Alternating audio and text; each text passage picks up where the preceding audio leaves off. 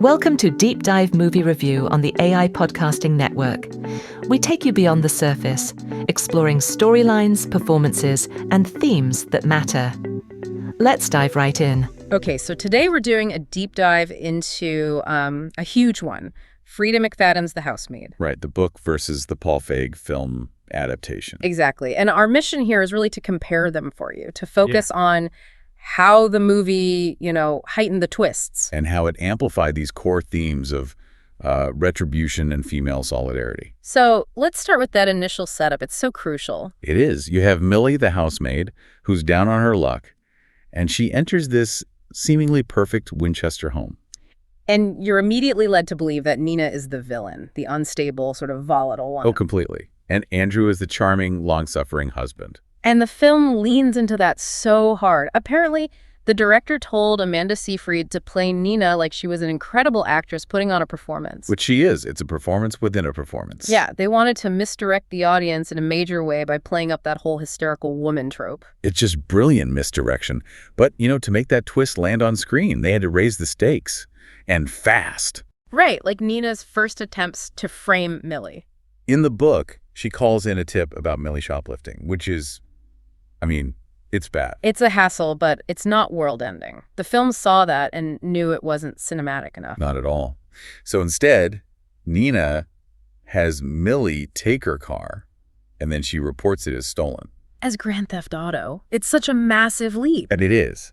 And it immediately cuts Millie off from everyone. She's isolated with the police involved. It makes her so much more vulnerable. And that's not the only thing they streamlined. They also cleaned up the cast a little. Oh, yeah, you're talking about Enzo the gardener. Exactly. In the book, he's a pretty major character. He's got a whole romantic thing with Nina. He's actively helping Millie escape. He's really involved. But in the movie, he's kind of just there. He sees things but doesn't do much. Right. They slimmed his role way down.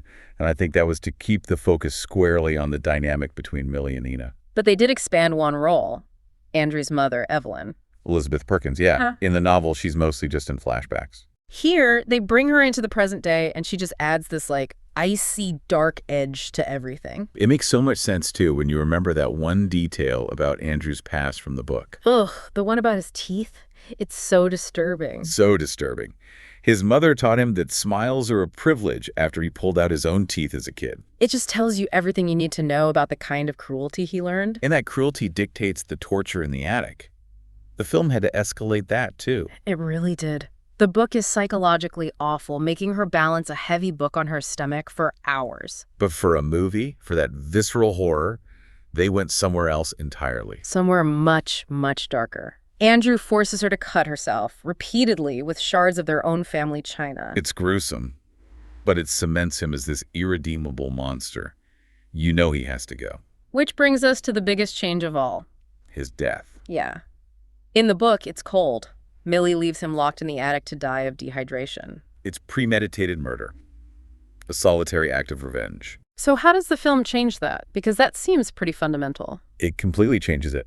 In the film, Nina accidentally lets him out. He attacks them, and in the struggle, Millie shoves him over the banister. So it's not premeditated murder anymore. No, it becomes a shared act of self-defense. And that switch is the whole point of the movie's theme. But that they had to do it together. Exactly. The film presents Andrew as toxic privilege manifested. He's the guy the world trusts. The only way to beat a system that protects men like him is for women like Nina and Millie to work together. Precisely. It's about collective action. And that shared act sets up that final scene, that little sequel hook. Right. Nina pays Millie a settlement. She's off to California. And then we see Millie at a new job interview. With a woman who is clearly covered in bruises. And we learn Nina was the one who recommended Millie for the job. Millie's a vigilante housemaid now. So that leaves a really interesting, kind of uncomfortable question for you, the listener. Remember, Nina's plan was always calculated.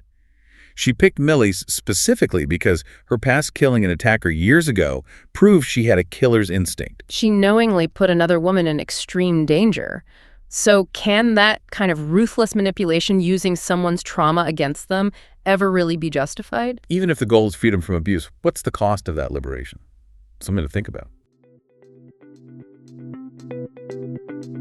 Thanks for joining us for another Deep Dive movie review. If you enjoyed this breakdown, don't forget to like, subscribe, and share. You can find more at aipodcastingnetwork.com. Until next time, keep watching and keep diving deeper